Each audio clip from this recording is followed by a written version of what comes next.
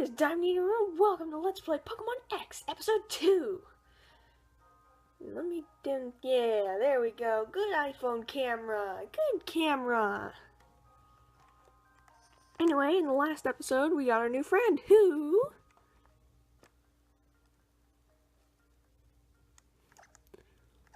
I nicknamed and femalized. Female? Anyway, I went ahead and named my partner Pokemon after my good friend who actually helped me decide on the starter to use, Fennekin. Anyway, here in the Santalune Forest, here we have an antidote, which is kind of just for future use. Oh, and by the way, I won't be able to do like proper sidebars, but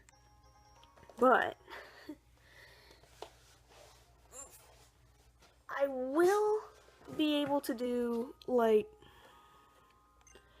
it's basically going to be text, on-screen text, just telling you what Pokemon are in the area, because, since I'm on my iPhone, I have to send these clips, like, bit by bit to my, computer, and it gets kind of, some of it'll cut out, and I won't really know. Anyway, here is Pansage. I'm gonna try and pay, I'll come back after this fight's over, and I will hopefully have fixed the little cut off at the top and the bottom. Alright, see you guys in a minute. Alright, Jalecia grew level 8.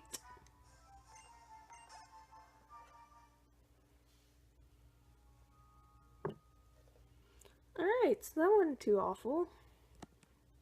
Actually fixed that kind of easy.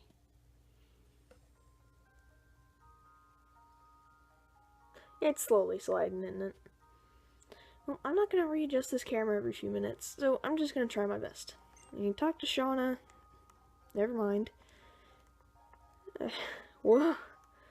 Tierno's up there getting in a fight. And here we have the next trick. Oh, wait. Not quite yet. There we go. That should do it good enough for a little bit. Let me scooch this over way a little so future Diamond can make room. Have room. The puzzle, so I watch everything more closely than you might think. And you get a paralyzed heal. Hooray for no character limit anymore! But it's already too late to stop the damage for Feraligatr. And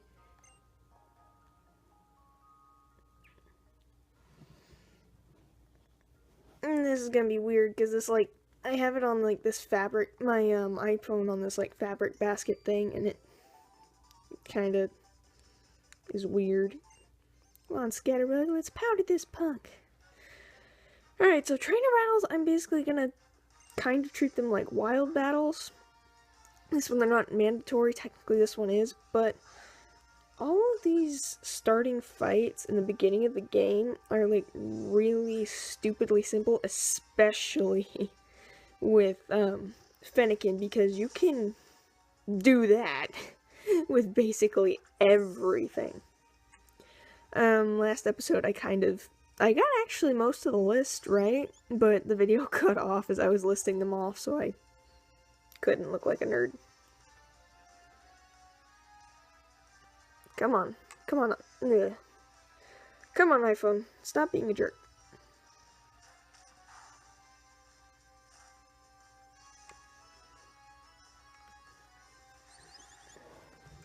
I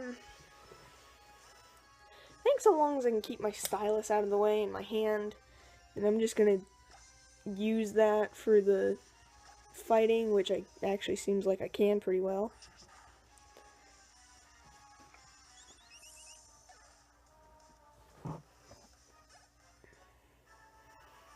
Dang.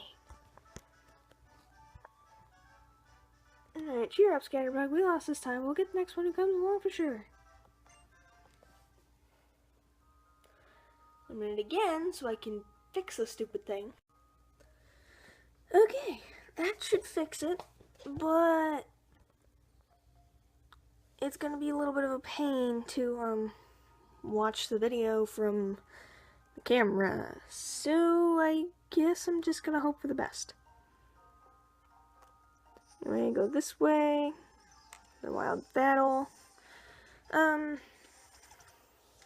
think what I'll normally do is just cut these out, but again, just like the gosh darn it. Sorry, I'm trying not to curse. But anyway, like, just like the, trainer battles that you're going to be running into for this first good chunk of the game, Fennekin can, like, one-shot just about everything. Like so. Just because everything's so really low level. It's unfortunate, but it's true. Anyway, let's go ahead and head down this way. Another quick note is that you should definitely take advantage of these trainers. These early trainers. There's Kakuna, one of the Pokemon I was able to list in the last episode. But anyway, you should definitely take advantage of these early trainers just because they're so easy. And also take advantage of the fact that trainer fights provide you with 1.5 times experience, I believe. It's something in that range. Between 1.5 and probably like 1.25 or something. Times the experience of normal wild Pokemon. So, that little 5 Zigzagoon that trainer had before Santalune Forest, and that Scatterbug that, Joey, I think was his name, had, just a minute ago, those give you more experience than normal Pokemon, than the same level Pokemon would in the wild. When here, Kalem/Arena is going to give you a Pokeball. Even more uncomfortable now. Oh well, my thighs are getting worked out. Pokemon are in for a shock. Gee, I wonder what Pokemon this girl has.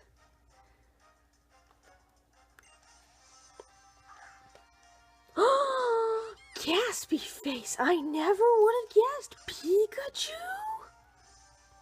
Yeah. Pikachu is one of the Pokemon that you can find in this route forest thing, and keep in mind that you want to try and hit it with special attacks, and special, I guess I'll go ahead and explain that now. Some Pokemon have abilities that'll affect your Pokemon if they use special attacks. For example, Pikachu has the ability Static. If Pikachu is hit by a physical move, there is a chance that the attacking Pokemon will become paralyzed. Status conditions I'll get into later, but anyway, Eep, I was the one who got shocked. I'm also very sorry for the poor video quality, but anyway, of the Pokemon that you can find here, most of them I would recommend as temporary Pokemon. And what I mean by temporary Pokemon is you should get them on your team, not long term, but maybe for a gym or two, at least until your current team is a little bit stronger. But as you can see, Jalecia is already up to level 10. She's kinda... I think she can take care of herself. Like I said in the last episode, Fennekin is like the one normal Pokemon, the one normal starter in terms of stats. Oh, this is technically this is a non-required trainer, but I'm a fighter anyway. Anytime, with anyone or anywhere. Yes, this game certainly expands upon that, introducing air battles. We'll get into that later, because I have plans for a flying type on my team. Ooh, excuse me. I'm not eager to start that streak again. What else is there really to say, actually? Oh, right, temporary Pokemon. I think the only long-term Pokemon I think you should consider getting in this place are Pikachu and Fletchling. Fletchling evolves into Fletchinder at about level 16 to level 20. I can't remember which, but I've used it, and it is good. It is not just good, it is amazing. It is up there with Swellow and Staraptor for best generic bird Pokemon. the great thing about fletchling is that fletchling is like it after at about probably mid-30s, fletchling, after evolving into Fletchinder will then evolve into Talonflame. And Talonflame is a beast. If you don't choose Charizard, or spoilers, but anyway, if you didn't choose Fennekin, Fletchling is a great, Fletchling and Talonflame are great, is a great line. The only other Pokemon I'd consider getting would be Pikachu, and that would only be, like, with, Fennekin, well, unless you have another plan for it. The other Pokemon here, including the 3 Pans, as I like to call them, Pansage, Pansear, Panpour, are all basically just temporary Pokemon. I would only pick them up if you have a type, if you have a weakness to a type that you're not going to be able to cover up for a while. And what are you all going to do? I look for Pokemon, of course. Yeah, not quite yet for me. Different living spaces. Put it another way, it's a chance to find different Pokemon than the ones in the forest. Yeah, different moves. We sure want to see lots of moves. Show me your moves. Falcon. And here Caleb's just going to explain to you, you know, the main bit of Pokemon that you're going to go through, which is take on the gym challenge. Looking at the time, and I think we're at about 13 minutes. Wait, 13. That's not right.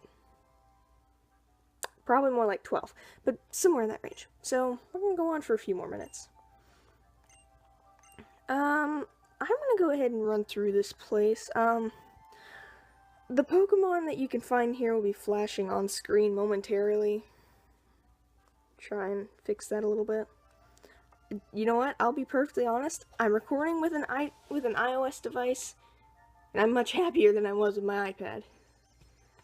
For those of you playing along, and you've been wanting to know about the bottom screen for a while, I think that I'm gonna put a clip of that in there after we get our 3rd Pokemon.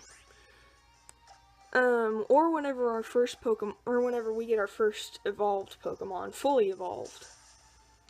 Or, well, one of them I think I'll show, after the first gym. Another one, the second one I think I'm going to show after we get our 3rd Pokemon. And the last one I'll show when we get our first evolved Pokemon. But, anyway, here we have Azurill. Azurill is your first, well, it's not your first, but it has water moves, despite the fact that it is a normal and fairy type. Yes, Azurill, Marill, and Azumarill are all part fairy type. Why does that matter, you may ask? Well, fairy types actually do greater damage. Our super fairy types take less damage from fighting and from dark type Pokemon, and they're completely immune to dragon type moves. I'd say that's pretty dang good. Admittedly, they're like a kind of meh type, sort of like normal types, really.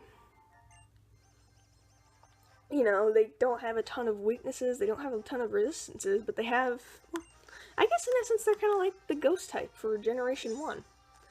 They don't have a lot of weaknesses, they don't have a lot of resistances, but they got an immunity or two that work out great.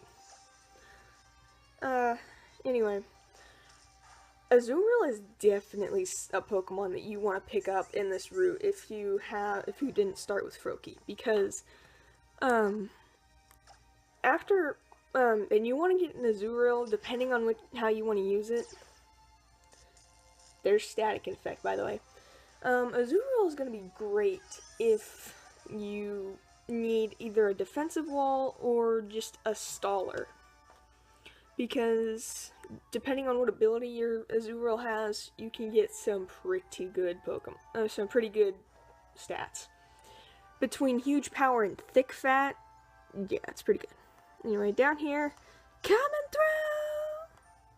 Alright. Oh, hello, girl. He's so cute. You bent down to talk to him. Anyway, welcome to Santalune City. And on that note, I'm going to have to cut it here. So, next time, we are going to go into this suspicious looking shop here that's probably a drugstore. And we're going to explore more of Santalune City. Alright guys, this has been Diamond Nidorina, and I'll see you guys later.